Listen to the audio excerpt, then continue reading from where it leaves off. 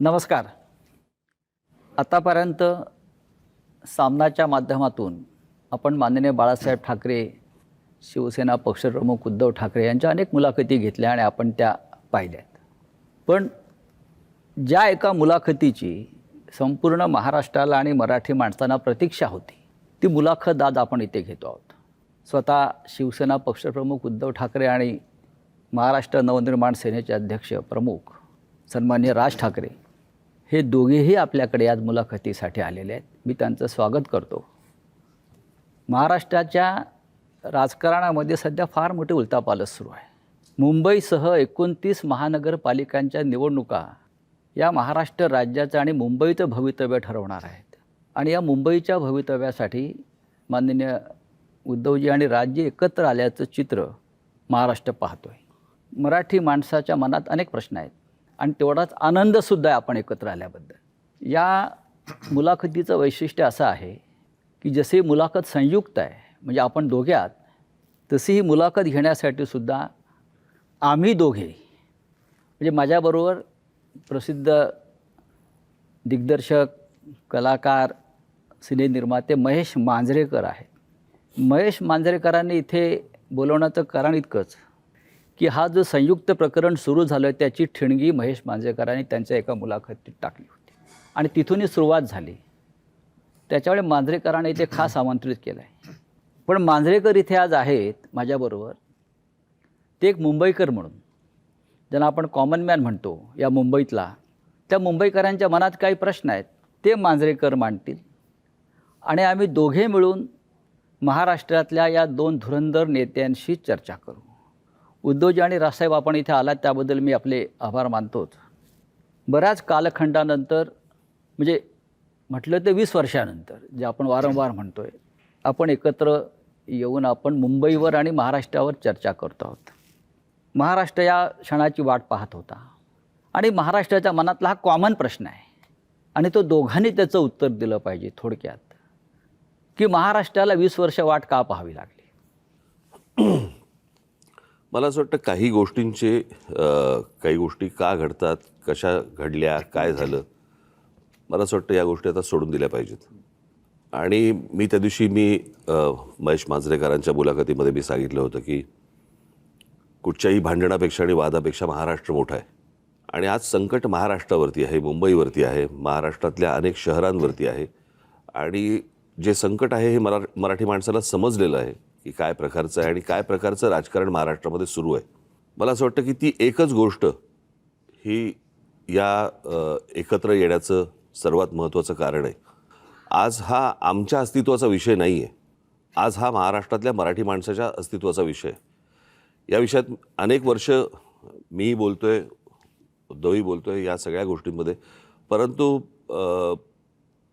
आज अशा एका वळणावरती ही निवडणूक आणि महाराष्ट्र येऊन उभा आहे की ज्याला आपण अभी नहीं तो कभी नहीं हे जे आपण नेहमी म्हणतो, तर ही परिस्थिती आज मुंबईवरती येऊन ठेपलेली आहे, ठाण्यावरती येऊन ठेपलेली आहे.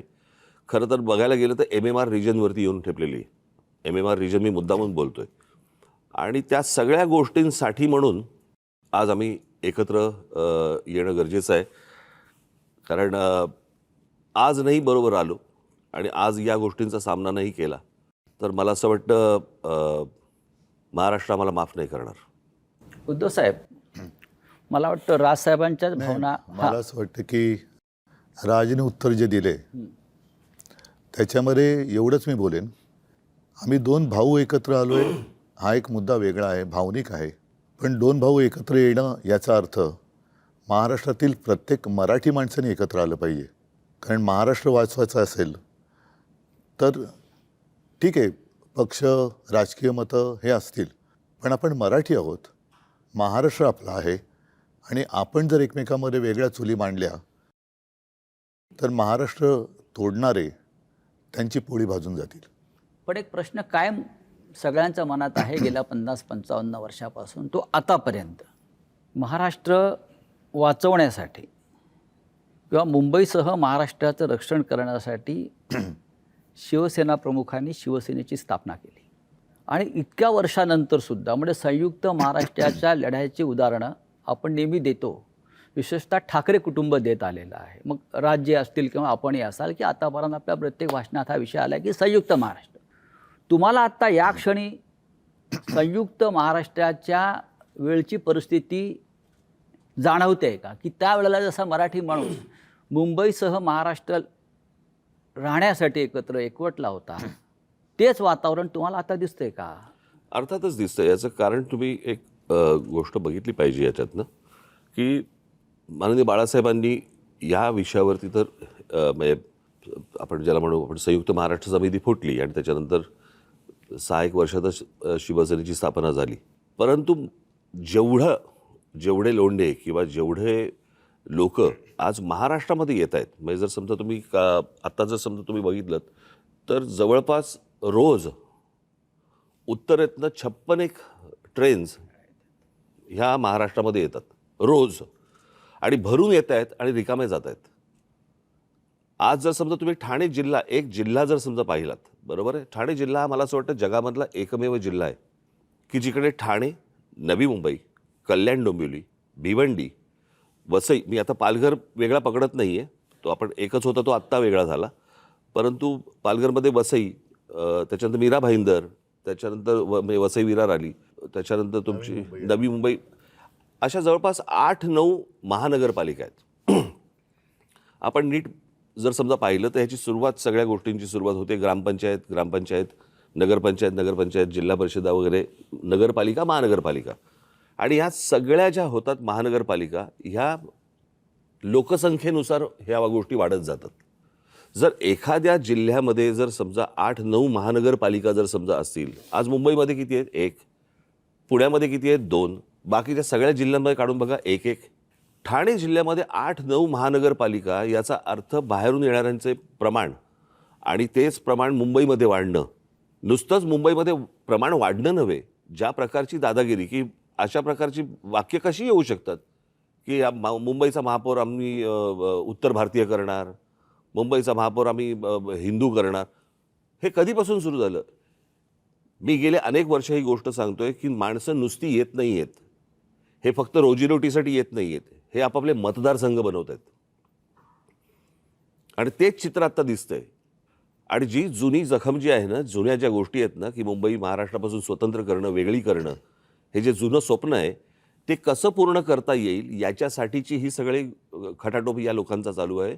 आणि मला असं वाटतं ते वातावरण जे संयुक्त महाराष्ट्राच्या वेळेला होतं, की जी मुंबई वेगळी करणं किंवा स्वतंत्र करणं किंवा गुजरातने मागणं, तेच वातावरण मला असं वाटतं आज आहे. आणि आज अशी परिस्थिती आहे, केंद्रात ते आहेत ज्यांची इच्छा आहे, राज्यात ते आहेत, आणि महानगरपालिकांमध्ये पण जर उद्या ते आले तर मला असं वाटतं आपण त्याच्यानंतर मराठी माणूस काहीच करू शकणार नाही.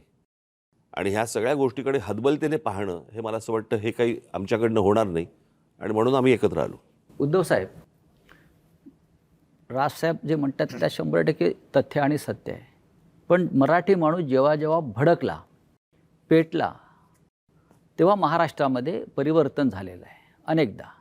मग सत्ता परिवर्तन असेल, सामाजिक परिवर्तन असेल, पण आजही त्या पद्धतीनं तुम्हाला मराठी माणूस पेटलेला दिसतोय का?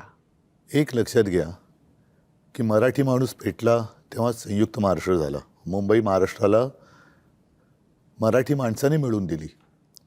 मधला जो काळ होता 60 ते 66, जर माझा आवाज 60 ते 66, याच्यामध्ये आत्ता जी राजनी सांगितली ती परिस्थिती निर्माण झालेली. मराठी माणूस खचून गेला होता, आत्मविश्वास गमावला होता, आणि त्याच्यात एक ताकद, चैतन्य निर्माण करण्यासाठी शिवसेनेची स्थापना झाली. इतके वर्ष व्यवस्थित चाललं, आपल्याला सगळ्यांना असं वाटलं की आता हे काय पुढे कोण हिंमत करणार नाही. मात्र शिवसेना ज्या पद्धतीने त्यांनी फोडली, राजकारणामध्ये पक्षांतर होतात, इथली लोक तिकडे जातात, पण पक्ष संपवणं, पक्षाचं चिन्ह काढून घेणं, त्याची मान्यता जवळपास रद्द करणं, म्हणजे त्याचं अस्तित्व नष्ट करणं, जी मराठी माणसाची ताकद आहे ती तोडून फोडून टाकणं, हे काय दर्शवतं? म्हणजे ठीक आहे ना, मी मागे पण म्हटलं की युत्या होतात, आघाड्या होतात, आघाड्या तुटतात, युत्या तुटतात, पुन्हा मग ते पक्ष एकत्र येऊ शकतात, पण पक्ष संपवताय हा कोणता प्रश्न? पण त्यावेळेला सुद्धा राजसाहेब, त्यावेळेला सुद्धा संयुक्त महाराष्ट्राची लढाई ही महाराष्ट्रातल्या मराठी माणसाविरुद्धच होती. राज्यकर्ते मराठीच होते आणि आताही राज्यकर्ते मराठीच आहेत. म्हणजे मराठी विरुद्ध मराठी. पण त्यांचे मालक जे आहेत त्यांच्याकडे ते नोकरी करतात. यातलं सांगू का, हे सगळे ससाणे आहेत. मालकाच्या हातावरती बसून पक्षी मारून आणणं हे ससाण्याचं काम असतं. इथे मालकाच्या हातावरती बसून आपलीच माणसं फोडणं हे आत्ताच्या लोकांचं काम आहे. म्हणजे स्वकीयांचा घात करणं हे फक्त पक्षांमध्ये नसून राजकीय पक्षांमध्ये पण तेच चालू आहे. आणि तीच कृती आता सगळी सुरू आहे. आपल्याच लोकांकडनं ह्या गोष्टी करवून घ्यायच्या. कसं आहे, मराठी म्हणून तुम्ही एकत्र आलाच नाही पाहिजेत. आणि याच्यासाठी म्हणून मग जाती जातींमध्ये भेद निर्माण करणं, जाती जाती एकमेकांच्या अंगावर ढकलणं, एकमेकांच्या उरावरती बसवणं आणि त्याच्यातनं भांडणं, वाद, मारामाऱ्या ह्या सगळ्या गोष्टी करवून त्यांना महाराष्ट्र हा एकत्र मराठी म्हणून असता कामा नये, याच्यासाठीचं हे सगळं अख्खं राजकारण त्यांचं सुरू आहे. आपण एकत्र आलेला आहात, महाराष्ट्राला आनंद झाला, मराठी माणूस एकवटला. पण भारतीय जनता पक्षाचे सध्याचे मुख्यमंत्री देवेंद्र फडणवीस म्हणतात आपल्या युतीविषयी, ही करप्शन आणि कन्फ्युजनची युती आहे. यांचा सगळ्यांचा डोलारा जो आहे ना, या सगळ्यांचा डोलारा हा नरेंद्र मोदींवरती अवलंबून आहे. बरं का, ही बसवलेली माणसं आहेत सगळी. ह्यातला बसलेला माणूस कोणीच नाही आहे. आणि बसवलेला जो माणूस असतो ना, तो फक्त धन्याचा ऐकतो, मालकाचा ऐकतो. त्याच्यामुळे मालक जे सांगेल त्याप्रमाणे काम करायचं, त्या सगळ्या गोष्टी करायच्या. त्याच्यामुळे मला काही त्यांच्या बोलण्याला काही लॉजिक आहे असं मला वाटत नाही. आणि भ्रष्टाचाराच्या गोष्टी तर फडणवीसांनी करूच नाहीत ना. ते बैलगाडी घेऊन गेले होते नाही का अजित पवारांच्या बाबतीत. कालच अजित पवार बोललेत ना. हो, अजित पवारांच्या बाबतीत बैलगाडी घेऊन गेले होते की हे पुरावे आम्ही घेऊन येतोय म्हणून. मग आता म्हणतायत की कोर्टात केस चालू आहे. अरे मग द्या ना ते पुरावे. कसं आहे, आपलं ठेवायचं झाकून, दुसऱ्याचं बघायचं वाकून, या लेवलला आता ते आलेत. तुमच्याकडे काय चालू आहे ते एकदा बघा. मी परवा दिवशीच्या पत्रकार परिषदेत म्हटलं नाही, या देशामध्ये कोणी राजकारणामध्ये सत्तेचा अमरपट्टा घेऊन आलेला नाही आहे. सत्ता बदलत असतात, काळ ह्या सगळ्या गोष्टी बघत असतो. उद्या ज्या दिवशी हे बदलेल. तुम्ही टार्गेट आहात, मुख्य लक्ष तुमच्यावर आणि तुम्ही टार्गेट आहात. कशावरती? म्हणजे ही चाटम मंडळी जी आहेत भाजपमधली, ज्यांना तुम्ही चाटम म्हणता, ते तुमच्या प्रश्नामध्येच उत्तर आलं ना.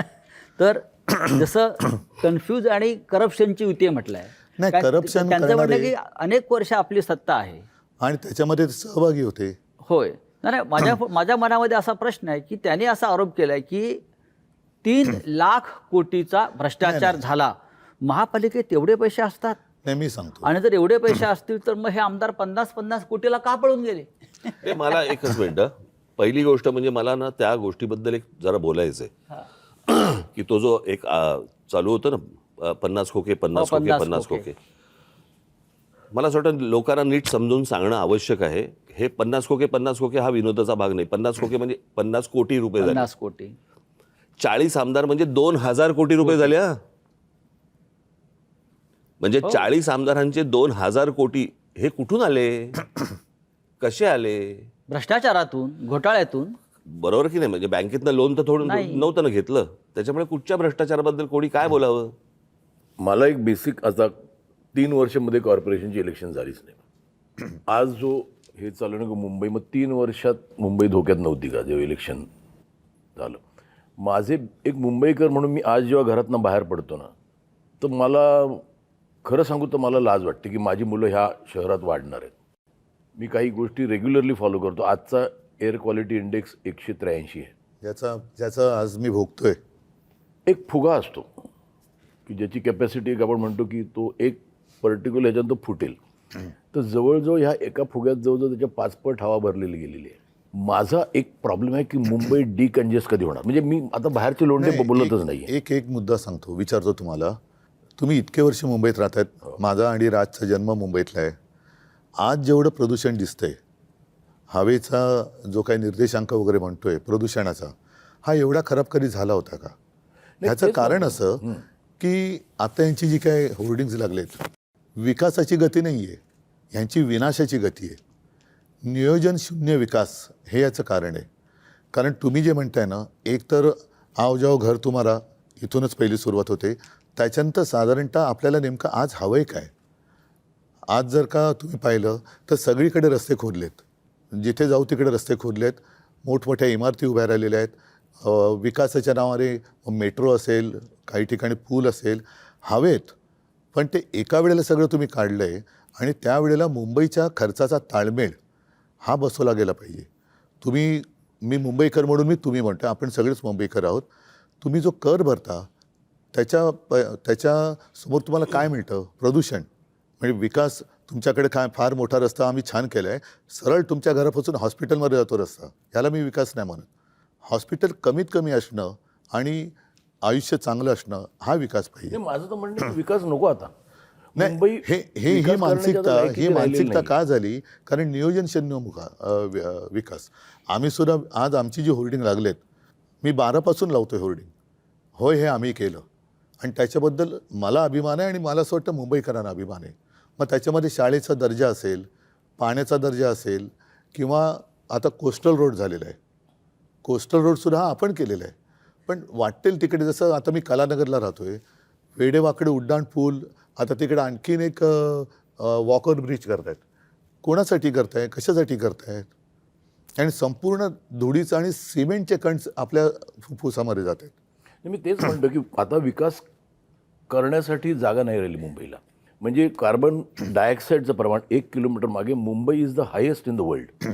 म्हणजे आपण जो श्वास घेतो त्याच्यातनं आपण कार्बन ऑक्सिजन याचं मूळ कारण असं आहे की एक तर चाललेल्या काय ज्याला विकासाच्या नावाखाली ज्या काही गोष्टी सुरू आहेत त्या, आणि दुसरं म्हणजे मुंबईमध्ये, ठाण्यामध्ये, पनवेलमध्ये, नवी मुंबईमध्ये तुम्ही जर सगळीकडे आपण जर गेलो, प्रचंड मोठ्या प्रमाणावरती रिडेव्हलपमेंट सुरू आहेत. झाडं तोडतायत, झाडं तुटतायत, रिडेव्हलपमेंट सुरू आहे. डोंगर कापतायत. आणि काय होतं की ह्या सगळ्या ह्याच्यामध्ये आपल्याकडे ना डीपी बनतो पण टाउन प्लॅनिंग होत नाही. मी माझी काही भाषणं दाखवीन की जी साधारणपणे 2008ची वगैरे भाषणं आहेत, 2009ची भाषणं आहेत, की ज्यावेळेला मी पुण्यात जात असे आणि पुण्यातले माझी भाषणं आहेत की मुंबई खराब व्हायला एक काळ लोटला, पुणे ते बघणार नाही, पुणे लवकरात लवकर बर्बाद होईल. नाही, मी पुण्याला शिफ्ट झालेलो की मध्ये असं विचार केला मुंबई कंजेस्टेड, पुण्याला शिफ्ट झालो. नाही, पुणे तर पण बर्बाद. 6 महिन्यात परत मुंबईला आलो मी. आणि म्हणजे काय माझं म्हणणं, आता लोंढे आले राहू दे की आता मुंबई करत आता आले, आता तरी थांबवायची गरज आहे. दोन्ही गोष्टी मूलभूत ज्या गोष्टी आहेत ना, जसं मी काही बातम्यांचे हे घेऊन आलेलो आहे. आता मुंबईमध्ये कांदळवन आहेत. कांदळवन साधारण कुठे होतात? समुद्र आणि खाडी जिकडे असते तिकडे. नाही, म्हणजे त्यांना समजेल असं म्हणजे मँग्रोव्ज. मँग्रोव्हचं मला माहिती आहे. हां, म्हणजे मराठीत सांगायचं तर मँग्रोव्ज. तर विकासाच्या नावाखाली ते मँग्रोव्ज कापणार. आता साधारणतः एक कायदा असा आहे की जेवढी झाडं तुम्ही तोडाल तेवढी झाडं तुम्ही लावली पाहिजेत. आता मुंबईची मँग्रोव्ज जी समुद्र किनारपट्ट्यावर आहे ती कापल्यानंतर, तोडल्यानंतर तुम्ही कुठे लावली पाहिजेत? तुम्ही पुण्याला गेलात, चंद्रपूरला गेलात, मुंबईतल्या कांदळवनाची भरपाई हे चंद्रपूरला करणार. ह्या विकासाचा कसा काय उपयोग होणार आपला? आतासुद्धा मी 2017चा माझा महापालिकेचा वचननामा पाहिलात तर मुंबईला पाण्यासाठी गारगाई आणि पिंजाळ ही 2 धरणं आपण बांधायचं वचन दिलं होतं. कर्मधर्मसंयोगाने मी मुख्यमंत्री झालो आणि म्हटलं आता दिलेलं वचन पाळलं पाहिजे म्हणून मी त्याचं प्रेझेंटेशन घेतलं. तेव्हा माझ्या लक्षात एक धक्कादायक गोष्ट आली की गारगाई आणि पिंजाळ करायचं असेल तर जवळपास 6-1 लाख झाडं कापावी लागतील. म्हणजे जंगल पूर्ण नामशेष करायचं. साधारणतः ज्याला कॅचमेंट एरिया म्हणतो तिकडे हा सगळा पाऊस पडतो, तो एरिया तुम्ही नष्ट करणार म्हणजे पर्यावरण खतम करणार. आता ते खतम केल्यानंतर जो काही खर्च होणार तो खर्च केल्यानंतर आपण पुन्हा पावसावरती अवलंबून राहणार. परत तेही पाणी आपल्याला उद्या जाऊन कमी पडणार, कारण तुम्ही म्हणता तसं दुसऱ्या बाजूनी लोंढे येतच राहणार. त्याला पर्याय म्हणून आम्ही समुद्राचं पाणी हे पिण्यायोग्य करण्याचा प्लांट मी मुख्यमंत्री असताना पायलट प्रोजेक्टला गो हेड दिला होता. आणि हा पायलट प्रोजेक्ट आत्ता कालच्या डिसेंबरमध्ये पूर्ण झाला असता. त्या पायलट प्रोजेक्टमधनं आज तानसातनं जेवढं पाणी दर दिवशी मिळतं 400 MLD तेवढं पाणी आपल्याला मुंबईकरांना त्या समुद्रापासून कालच्या डिसेंबरमध्ये उपलब्ध झालं असतं. त्यांनी तो प्लांट बाजूला टाकला आणि कॉन्ट्रॅक्टरसाठी परत एकदा गारगाई पिंजाळला हात घातला. आरेच्या जंगलाला मी संरक्षण दिलं होतं मेट्रोच्यासाठी. अरे मी पण केलं ना, मेट्रोचं लोकार्पण मी पण केलं, मेट्रो 2चं. माझं म्हणजे म्हणणं होतं म्हणजे सरकारचं की तुम्हाला कारशेडसाठी आरेचं जंगल कापण्याची गरज नाही, कांजूर मार्गला होऊ शकतं. आता याने काय केलं, हट्टापायी आरेचं जंगल मारलंच प्लस कांजूर मार्गला करतात. कशासाठी करता हे? उद्धव साहेब म्हणजे दोन्हीकडे नाही नाही, माझं कॉन्ट्रॅक्टर माझा प्रश्न हा आहे की इथे मुंबईत राहणारा सफर करून करतोय तो आपण- मिडल क्लास नाही मिडल क्लास करतो. आज ज्या बिल्डिंग होतात तिकडे 24 तास पाणी असतं. आज माझे छोटे मिडल क्लास जिथे राहतात नक्कीच. त्यांना 2 तास सकाळी पाणी 3 तास सकाळी पाणी. तो जो एक भाग आहे ना की किती क्राऊड का मुंबईत. बरं आज मला बाहेर पडलो तर जिथे मला 10 मिनिटं लागत होती तिथे आज मला 1 तास लागतो. तर डिकन्जेस्ट करणं माझं असं म्हणणं आहे की लोकांना तर सांगा की मुंबई आहेत ते राहू दे की. म्हणजे मी म्हणतो आले ते आले आता समजा ते मुंबईकरच झाले पण आहेत त्यांना एक समजायला पाहिजे की आता जागा नाही. 51 लाख गाड्या आहेत मी एक सांगतो तुला मुंबईत. काय आहे मला असं वाटतं की ह्या काही गोष्टींकडे राजकीय पक्ष म्हणून न बघता मला असं वाटतं राज्य म्हणून पाहणं गरजेचं आहे. काय 4 प्रकारच्या जागा असतात. एक केंद्र सरकारची जागा असते, एक राज्य सरकारची जागा असते, एक महानगरपालिकेची जागा असते आणि एक खाजगी जागा असते. बरोबर. आता गोदरेजची खाजगी जागा आहे तिकडे तुम्हाला एकही झोपडी मिळणार नाही. पण केंद्र सरकारच्या राज्य सरकारच्या आणि महानगरपालिकांच्या बरोबर या ज्या सगळ्या जागा आहेत याला आईबापच नाही. म्हणजे आज कित्येक वेळेला अशा अनधिकृत गोष्टी या पाडल्या गेल्या आणि नंतर तिकडचे कोणीतरी अधिकारी त्यांना त्याच्यावरती ज्या प्रकारचा ज्याला वचक पाहिजे तो वचक मला असं वाटतं की येणं गरजेचं आहे. तो कोणी म्हणजे तो उद्या आम्ही आणू, उद्या कोणी राज्यातली लोक असतील त्यांनी आणावा, उद्या राज्यात आम्ही आलो तर आम्ही आणू. पण मला असं वाटतं की तुम्ही जे बोलताय ते अत्यंत योग्य आहे की जागा संपलेली आहे. बरोबर. आता साधी गोष्ट आपण समजा प्रदूषणाची गोष्ट बोललो प्रदूषणाची तर मुंबईमध्ये हीच हालत आहे मला मान्य. परंतु आज दिल्लीमधली हालत काय तिकडे 200च्या वर आहे इक्वालिटी. बरोबर की नाही. आणि आज दिल्लीमध्ये जर समजा आपण बघितलं तर केंद्र आणि राज्य अशा दोन्ही गोष्टी तिकडे आहेत. राजसाहेब तुम्ही एक फार नाही, महत्वाचा मुळामध्ये- मुद्दा आता मांडला. नाही मुळामध्ये राज्यकर्त्याचं प्रेम हे राज्यावरती असायला पाहिजे, सत्तेवरती असतं कामा नये. सत्तेसाठी वाटेल ते करायचं आणि बट्ट्याबोळ झाला की हात वर करायचे. आता तुम्ही मला सांगा मुंबईमध्ये आपण राहणार आहोत. दुर्दैवाने मी असं म्हणेन की आजचे राज्यकर्ते हे मुंबईकर नाही आहेत. जरी मराठी आहेत महाराष्ट्रातले असले तरी त्यांना मुंबईकरांसाठी किंवा त्यांच्या शहरांसाठी काही पडले का त्यांच्या नागरिकांसाठी. इथे ते फक्त कॉन्ट्रॅक्टरसाठी काम करतात. इथे 2 महत्त्वाचे प्रश्न उपस्थित झालेले आहेत. एक तर आता राजसाहेबांनी जो मुद्दा सांगितला जमीन केंद्र सरकारची आहे, राज्य सरकारची आहे, खाजगी आहे. पण आज मुंबईसह महाराष्ट्रातल्या जमिनींचा मालक मोदींचा लाडका उद्योगपती झालेला आहे. एकेकाळी आपल्या महाराष्ट्रात देशामध्ये विनोबा भावेंनी घोषणा दिली होती सबभूमी गोपाल की. आज सबभूमी अदानी की. मुंबई वाचवायची असेल तर हे जे आपल्या मुंबईच्या मोक्याच्या जमिनी गिळंकृत करण्याचे जे काम चालू आहे जे आपल्या जाहीरनाम्यातसुद्धा आहे वचननाम्यातसुद्धा तो आपण मुद्दा घेतला आहे. हे आपण कसं करणार. मुंबई वाचवायची असेल तर आधी आपल्या महत्त्वाच्या मोक्याच्या जमिनी धारावीसह मिठागरं असतील, टोल नाके असतील हे आज एका उद्योगपतीच्या नाही, घशात घालण्याचं काम केलेलं आहे. नाही आज त्यांना अडवणारं कुठे प्रशासनमध्ये नाहीच आहे ना. केंद्रातनं ऑर्डर आली जसं मगाशी राज म्हणाला हे ससाणे बसलेले आहेत ते जागा राखवतात आणि ते जागा घेऊन त्या याच्या घशात घालतात अदानीच्या. मूळ महापालिका आता एक शेवटचं ठिकाण राहिलेलं आहे की जिकडे ठामपणाने त्यांना नाही सांगणार कोणतरी नाही, पाहिजे. माझा तोच मुद्दा आहे की आपण जे म्हणतो की ह्या महापालिकेवरती भगवा फडकला पाहिजे किंवा मराठी माणसाची ताकद इथे आली पाहिजे म्हणजे सत्ता आली पाहिजे. ही सत्ता आल्यावरती प्रश्न संपतील का.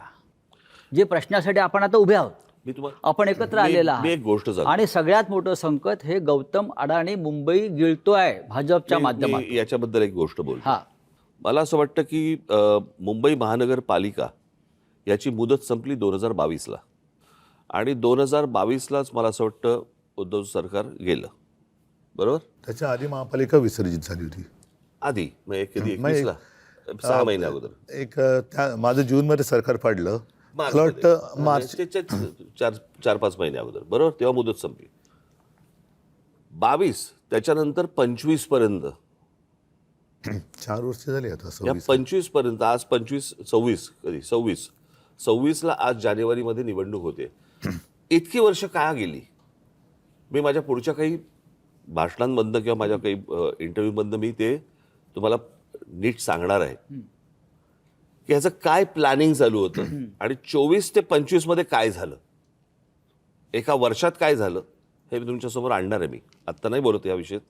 परंतु हे काय प्रकारचं प्लॅनिंग आणि कशासाठी या निवडणुका पुढे ढकलत आज 26पर्यंत आल्यात ते मी तुम्हाला सांगणार आहे नंतर. ही माणसं जी आहेत ना, ही म्हणून मगाशी मी म्हटलं ना, ही बसवलेली माणसं आहेत. आणि तू म्हणतोस की हे जागा दाखवतात, हे जागा नाही दाखवत. ते जागा पाहतात, तेच ह्यांच्याकडे ते. सह्यांसाठी फक्त फायली येतात की ह्याच्यावर सही कर. आता आपल्याच लोकांना, आपल्याच इकडच्या मराठी लोकांना समजत नाही होत आपण काय करतो हे त्यांना नंतर कालांतराने समजेल की त्यांनी आपण काय महाराष्ट्राचं घोडचुका डेथ वॉरंट केल्या. काढलेलं नाही आहे. नाही एक मिनिट. आपल्या सहीनं मराठी संजय. माणसाच्या सहीनं मराठी माणसाचं डेथ वॉरंट काढलं. आणि तसं त्यातलं कसं आहे, एकच मिनिटं, की देवेंद्र फडणवीस नागपूरचे, अजून बाकीचे सगळे बाहेरचे. मी एकदा ना, एकच गोष्ट म्हणून सांगतो, मी एकदा स्वित्झर्लंडला गेलो होतो. आणि स्वित्झर्लंडला गेल्यावरती मी तो देश पाहत होतो. आणि तो देश सगळ्या काय गाड्या फिरत आहेत, सगळ्यांकडे उत्तम नोकऱ्या आहेत, सगळे सुंदर रस्ते आहेत, उत्तम निसर्ग आहे, सगळं व्यवस्थित छान. तो सगळा देश पाहताना मला पहिला मनात प्रश्न आला, इथला विरोधी पक्ष काय करतो. हो. म्हणजे निवडणुकीच्या तोंडावरती काय सांगतो तो, की मी तुम्हाला हे देईन, मी तुम्हाला ते देईन, मी तुम्हाला त्या कल्पनेच्या बाहेर होतो मी. बरोबर आहे. मुंबईमध्ये मुंबईकरांना काय पाहिजे हे मला असं वाटतं मुंबईत तुम्हाला तिथे जन्माला आल्याशिवाय कळणार नाही. बाहेर येऊन ज्यावेळेला तुम्ही ती एखादी गोष्ट बघता, शहर बघता किंवा एखादा देश बघता ना, तुम्हाला समजणारच नाही तिथले प्रश्न काय ते. आता उदाहरणार्थ समजा तुमचा कुठचा काय गृहनिर्माण मंत्री किंवा अजून कुठचा PWD मिनिस्टर किंवा अजून कोणतरी हे बाहेरचे ज्यावेळेला येतात, ते ज्यावेळेला मुंबईत येतात त्यावेळेला त्यांना प्रश्न पडतो, सारा प्रॉब्लेम काय शहराचा. रस्ते आहेत, हॉस्पिटल आहेत, दिवे आहेत, शाळा आहेत, कॉलेजेस आहेत, पाणी आहे 24 तास. इथले प्रॉब्लेम काय आहेत. कारण तो कंपॅरिझन करतोय त्याच्या रस्त्यांशी, त्याच्याकडच्या लोडशेडिंगशी, त्याच्याकडच्या सगळ्या गोष्टींशी. त्याच्यामुळे हे सगळे प्रॉब्लेम होतात. तुमची मानसिकता कशी आहे. माझं जे आता मी इथे मुंबईकर म्हणून बोलतो आता, हे पॉलिटिकल बाजूला ठेवून, की मला जे बाहेर पडल्यावर प्रश्न पडतात ते, की आज आई भीक मागू देत नाही की वडील चोरी करू देत नाही, अशी परिस्थिती फक्त मिडल क्लासची आहे. त्या मिडल क्लाससाठी काय म्हणजे आज आपण म्हणतो की बाहेर रस्त्यावर फिरा, फुटपाथ. आता आम्हाला लहानपणी सांगायचं आहे की the pedestrian should walk on the footpath. नाहीच आहेत फुटपाथ, चालणार कुठे. आज शाळांचे एवढे प्रॉब्लेम आहेत. माझं म्हणणं आहे की कॉर्पोरेशनकडे एवढ्या शाळा आहेत, त्या एवढं बजेट आहे मुंबई कॉर्पोरेशनचं, त्या अत्याधुनिक का केल्या जाऊ नये. आता कसं आहे, आणि आज डिजिटल एज्युकेशन झालं आहे. असंही नाही की टीचर्स चांगले पाहिजे, आम्हाला टीचर्स चांगले मिळत नाही. तर आज एक म्युन्सिपाल्टी शाळेत जाताना मला मुलाला पाठवताना मला लाज नाही वाटतं का. मग ते त्यांच्या बरोबरीने का नाही करता येत. कारण होऊ दे की आता मुलांना एअर कंडिशनमध्ये बसायची सवय आहे. नाही, याच्याबद्दल एक नक्की सांगेन. हां, अगदी एअर कंडिशन नसेल, पण साधारणतः 2010 पासून मी अभिमानाने सांगेन की देशामध्ये मुंबई महानगरपालिका ही एकमेव महानगरपालिका असेल की तिने अत्याधुनिक यंत्रणा किंवा सुविधा वापरायला लागले. व्हर्च्युअल क्लासरूम म्हणजे काय केलं आम्ही, साधारणतः एका विषयामध्ये महापालिकेच्या शाळेमध्ये एक चांगला शिक्षक किंवा शिक्षिका कोण आहे त्यांना बोलवण्यात आलं आणि एका स्टुडिओतून 10वीच्या विद्यार्थ्यांना एका स्टुडिओतून त्या शिकवायच्या किंवा शिकवतात. आणि हे शिकवणं म्हणजे मन की बात नाही, प्रश्नोत्तर होतात. आज मी जे तुम्हाला सांगितलं ना की याच्यामध्ये आम्ही पुस्तिकाच केलेली आहे. आणि तुम्ही म्हणाला त्याच्यात जवळपास 1300 शाळा आपल्या मुंबईमध्ये आहेत महापालिकेच्या. आणि या महापालिका शाळेमध्ये 3.5 लाख विद्यार्थी जवळपास वेगवेगळ्या 8 भाषेमध्ये शिक्षण घेतात. म्हणजे मराठी तर आलीच, इंग्रजी, सेमी इंग्रजी आली, हिंदी, उर्दू, गुजराती, अशा ह्या सगळ्या 8 भाषांमध्ये आपण त्यांना शिक्षण देतो. आणि ही साधारणतः 2010 साली सिस्टीम सुरू केल्यानंतर 2014-15च्या सुमारास आम्ही 8वी ते 10वी म्हणजे जे शिवसेना प्रमुखांचं एक स्वप्न होतं की विद्यार्थ्यांच्या पाठीवरती किती ओझं आहे, तर तो अभ्यासक्रम आम्ही सिम किंवा सिममध्ये आणला. एक सिम कार्ड असतं ना फोनवर टाकायचं आणि ते टॅबमध्ये टाकून द्यायला लागलो. त्याच्यामध्ये बऱ्याचशा गोष्टी ह्या ॲनिमेटेड होत्या, म्हणजे मुलांना पटकन समजायचं की काय काय. एखादी गोष्ट आपण दाखवू शकत नाही की समजा एखाद्या ग्रहाला इतके चंद्र आहेत, त्या चंद्रावरती वातावरण कसं असेल, अशा काही गोष्टी आपण प्रत्यक्षात दाखवू शकत नाही. त्याचं ॲनिमेशन करून ते त्याच्यात टाकण्यात आलं. त्याचा परिणाम असा झाला की महानगरपालिकांच्या शाळांचा रिझल्ट हा जवळपास 100%च्या जवळ आला. आणि आता तुम्ही जे म्हणताय ना, पहिल्या प्रथम महापालिकांच्या शाळांमध्ये ॲडमिशन पाहिजे म्हणून चिठ्ठ्या मागायला लोक यायला लागले आणि ॲडमिशनसाठी लोकांच्या रांगा लागायला लागल्या. बऱ्याचशा मी बघितले म्युनिसिपल स्कूल्स बंद होऊन तिकडे काहीतरी वेगळं करायचं होतं ते. नाही, ह्या त्याही शाळांबद्दल आता हे गेल्या 4 वर्ष त्या तक्रारी वाढल्यात. पण अगदी SSE तर आहे, CBSE, ICSE वगैरे या सगळे अभ्यासक्रम आपण त्या शाळांमध्ये आणले. आता गेल्या 4 वर्षात काय झालं आहे? माझ्या माहितीप्रमाणे उद्धव साहेब, मुंबईत ते लोन आलं काय माहीत नाही, पण विदर्भातल्या काही सरकारी शाळा गौतम अडाणींना दिलेल्या आहेत. चंद्रपूर, गडचिरोली. नाही, का तसं म्हणजे आपलं महाराष्ट्राचं शिक्षण खाते इतकं सक्षम नाही. नाही, आपण मुंबईपुरतं बोलताना नाही सांगतो ना, हां, ह्या सगळ्या गोष्टी गेल्या मी तर म्हणेन 4 वर्षात जास्त प्राधान्याने देण्याचं हे ठरवण्यात आलं. म्हणजे चंद्रपूरमध्ये एक शाळा दिली त्यांना. एक दिली, आता एक वरून पुढे जातील ना ते. ही आता सुरुवात मुंबई आहे. महापालिकेमध्ये सुद्धा जर त्यांचं येणार नाही म्हणा सत्ता, पण हे मग सगळं त्यांचं खाजगीकरण करतील. हॉस्पिटलचं खाजगीकरण करतात, ते आपण रोखलेलं आहे. उद्धव साहेब, दुसरा एक महत्त्वाचा विषय सातत्यानं इथे मी तुमच्याशी चर्चा करतानाही मी किंवा राजसाहेबसुद्धा आहेत. सध्या धुरंधरचा माहोल आहे. लोक धुरंधरवर या सिनेमावर चर्चा करतात, त्यातल्या एकंदरीत वातावरणावर चर्चा करतायत. मग मुंबईत रेहमान डकेत कोण आहे किंवा धुरंधर कोण आहे? आपण दोघे या राज्याच्या राजकारणातले धुरंधर आहात. पाब्लो एस्कोबार पण शोधला पाहिजे. हा, शोधला पाहिजे. मी तुम्हाला तेच सांगतोय की आज मुंबई, ठाणे, नाशिक सारख्या शहरामध्ये अंमली पदार्थ म्हणजे ड्रग्स, विविध प्रकारचं ड्रग्स सहज उपलब्ध आहे. ठाण्यामध्ये परवा 5.5 कोटीचं मॅन्ड्रेक्स पकडलं ठाण्यात. साताऱ्यामध्ये ड्रगची फॅक्टरी डेप्युटी CMच्या दारात पकडली.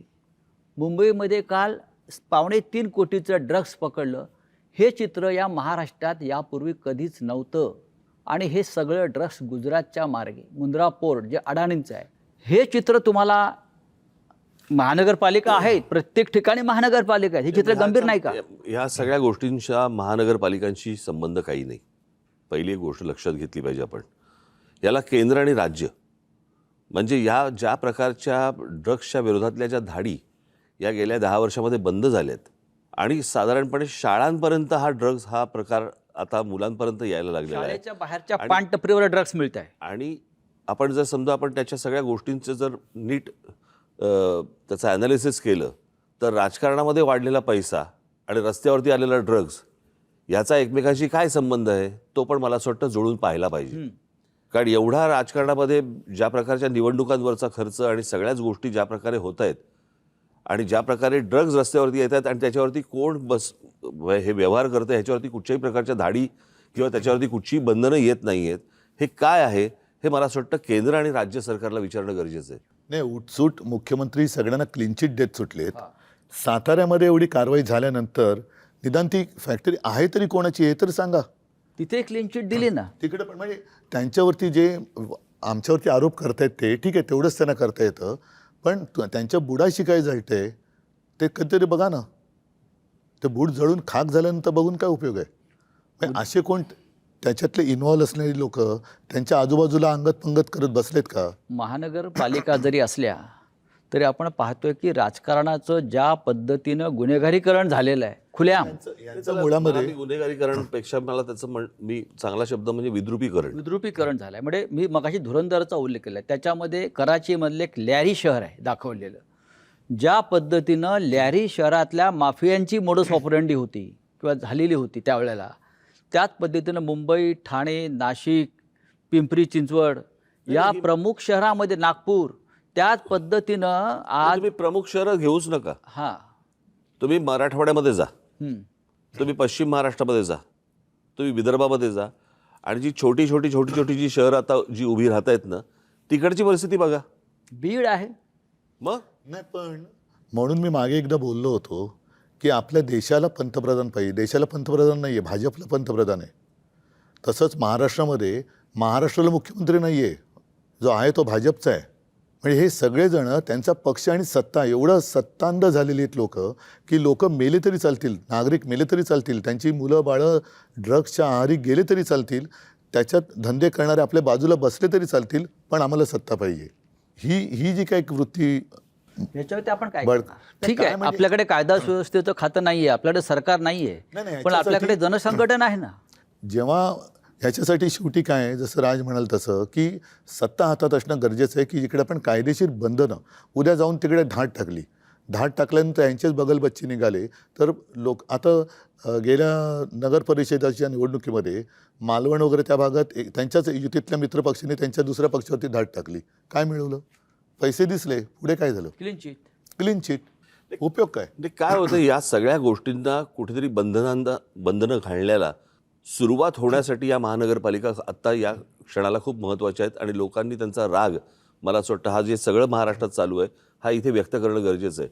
ही सत्ता आमच्यासाठी नको आहे, परंतु ज्या काही गोष्टी होत आहेत याच्यावरती जर बंधनं आणायची असतील, त्याला सुरुवात जर समजा करायची असेल तर मला असं वाटतं महानगरपालिका आत्ता ही गरज आहे, ज्याच्यासाठी खास करून मुंबई, ठाणा, पुणा, नाशिक, तुमचं मीरा भाईंदर असेल, कल्याण डोंबिवली असेल, इतर सगळ्या महानगरपालिका, इथे लोकांनी आत्ता राग व्यक्त करणं गरजेचं आहे. काय होतंय, लोकांकडनं जर समजा त्यांनाच मतदान होत असेल, बाकीच्या गोष्टी सोडा, ते माघारी घेऊन पैसे देऊन काहीतरी ते माघारी घ्यायला लावणं वगैरे वगैरे, पण लोकांनी जर समजा मतदानातनं राग व्यक्त नाही केला तर मला असं वाटतं की ते मग आपण म्हणतो ना नंतर की ते राजानं मारलं काय आणि पावसानं झोडलं काय, तक्रार कोणाकडे करायची? तुमच्याकडे करणार लोक तक्रार. तक्रार नुसतं म्हणजे आमच्याकडे फक्त तक्रार, मतं नाहीत असं थोडी होतं. आता उमेदवार जे माघार घेत आहेत, आता ह्याच्या पुढची परिस्थिती कदाचित अशी होईल की जसं अमेरिकेने तो व्हेनेझुएलाचा अध्यक्ष उचलून नेला, तसे आता जिल्हाध्यक्ष आणि सगळे महापौर उचलून घेऊन जातील दिल्लीला, सुरतेला. व्हेनेझुएलाचे अध्यक्ष आपले मादुरो. मंत्री नेलेच ना त्यांनी. नाही, माझं म्हणणं तेच नाही, आहे. नाही, माझं हे- व्हेनेझुएला मंत्री जसे एक देश आहे. सुरतला नेले. व्हेनेझुएला मला एक वाटतं- देश आहे. नाही संजय, जसं आपले मंत्री यांनी उचलून सुरत आणि गुवाहाटीला नेले, ट्रम्पने तेच केलं. तेच केलंय. नाही, हे सुरुवात इथून झाली. व्हेनेझुएला देशाची लोकसंख्या सुद्धा 2,30,00,000 आहे आणि मुंबईची लोकसंख्या सुद्धा आपण मगाशी म्हणाला त्यानुसार 231 आहे आणि दोन्ही शहरांचे आणि व्हेनेझुएलाचे प्रश्न तसेच आहेत. कोणत्याही प्रकारचा विकास नाही, ड्रग्स तेवढंच आहे, गुन्हेगारी आहे. पण मग आता तिथल्या इथून कोणाला उचलायचं आहे? जे करतात त्यांना उचललंच पाहिजे. त्यांना जर का तुम्ही चोंबाळत बसलात केवळ सत्ता पाहिजे म्हणून, तर सत्यानंच त्यांचाही होणार आहे जे चोंबाळतात त्यांचं. नाही, माझं म्हणणं आहे की आत्ता जे म्हणजे आपण प्रत्येक वेळेला म्हणतो की मतदान हा माझा हक्क आहे. आता हे जिथे निर्विवाद आलेत, कोणीच नाही, बिनविरोध. त्यांनी कसं दाखवायचं काळं बोटावरचं? म्हणजे माझा हक्क तुम्ही हिरावून घेताय ना, माझा मतदानाचा हक्क तुम्ही हिरावून घेताय. तर माझं म्हणणं तर त्याला काही पर्याय नाही आणि ही सवय अख्खी लागू नये प्रत्येक ठिकाणी. म्हणजे जो मतदार जो निवडतो म्हणजे त्याचं मत की मला हा हवा की नको हे राहिलंच नाही. मग अशा वेळेला तर काही करू शकत नाही. आता एखादा आला निरो, कोणीच उभं राहिलं नाही, मला वाटतं तिकडे असं आलं पाहिजे की मग 30% लोकांनी म्हटलं ना की आम्हाला नको, तर ते बाद केलं गेलं पाहिजे. काय आहे, तो मला अधिकार, मत आहे ना माझं. त्या वोटिंग पॅड जे आहे ना त्याच्यावरती एक अधिकार आहे नोटांचा, पण त्या नोटांमुळे झालेला प्रॉब्लेम आहे हा. नाही, पण नोटा आता तो निर्विवाद असेल तर तिकडे वाटलेल्या वाटलेल्या नोटांमुळे झालेला वाटलेल्या नोटांमुळे झालेला प्रॉब्लेम आहे, त्याच्यामुळे नोटाचा पण अधिकार नाही. घ्या. पण आता तिथे निर्विवाद आले तर तिकडे नोटा पण दाबायला चान्स नाही ना. एक्झॅक्टली, कारण नोटा मिळाल्या ना. नाही, पण म्हणून माझं म्हणणं आहे की नोटा हे पाहिजे. नाही महेशजी, हां. म्हणून जसं काही वेळेला एखाद्या कामासाठी टेंडर काढलं जातं आणि ते टेंडरमध्ये जर काही गफलत वाटली तर रिटेंडर करतात. तसंच मला असं वाटतं, मी परवाच्या आमच्या पत्रकार परिषदेत बोललो की जिथे हे बिनविरोध झालेत तिथे निवडणूक आयोगाने रिझल्ट थांबवले, ते आमच्या बाकीच्या निवडणुकांबरोबर जाहीर करतील, कारण तो गुलाम आहे त्यांचा. तिथल्या निवडणुकीची प्रक्रिया नव्याने घेतली पाहिजे. हे जे बिनविरोध सगळं थोतांड झालं, कारण आता ते तिकडनं त्यांनी, बरं या बिनविरोधमध्ये आमच्या दोघांचा एकसुद्धा नाही, राष्ट्रवादी पवारसाहेबांचा एकसुद्धा नाही, अपक्ष एकसुद्धा नाही आला. हे काय योगायोग आहे? त्याला मी तेच म्हणतो. म्हणजे ते योगायोग आहे का काय आहे काय हे? नाही, माझं म्हणणं आहे की लोकांच्या मताला काही व्हॅल्यू आहे की नाही. मग तिकडच्या लोकांना त्यांचं मत असेल की नाही स्वतः, त्यावेळेला म्हटलं की जर का 30% लोकांनी त्यांचं पण मतदान घ्या. 30% लोकांना वाटलं की he doesn't represent us. Gen Z हा एक शब्द आता सगळीकडे थोडासा दरारा निर्माण करणार झालेला आहे. या सगळ्या ठिकाणचे जे जेनझी जे प्रथम मतदान करणार होते ते खूप अस्वस्थ आहेत आणि त्यांची आग आज त्यांच्या डोक्यामध्ये आहे, ती बाहेर आली तर मग यांची हालत खराब होणार. उद्धव साहेब, तुम्ही जेनझीचा उल्लेख करताय, पण नेपाळ असेल, बांगलादेश असेल, अन्य राष्ट्रामध्ये डोक्यात राग आणि आग असलेला जेनझी हा खरोखर रस्त्यावर उतरला, त्याला सांगावं लागलं नाही. आपल्याकडला जेनझीसुद्धा एका विशिष्ट विचारसरणीचा गुलाम होऊन थंड असं आपल्याला पडलेला वाटतंय. दिसतोय असं वाटतंय. आणि आणि त्या जेनजी तुमच्याकडे अपेक्षेने पाहतोय. मला असं वाटतं की हा पहिल्या भागामध्ये आपण थोडं थांबू. ज्या प्रकारचं मला एक एवढंच बोलतो, ज्या प्रकारचं राजकारण आता सध्या महाराष्ट्रामध्ये देशामध्ये चालू आहे, मला खरंच प्रश्न पडतो, देवी देवता आहेत का? आणि आहेत तर ते फक्त हे का बघत बसलेले आहेत? आणि एवढे 33 कोटी एवढे जर आहेत तर ते काय हे या सगळ्या गोष्टी का बघत बसलेत?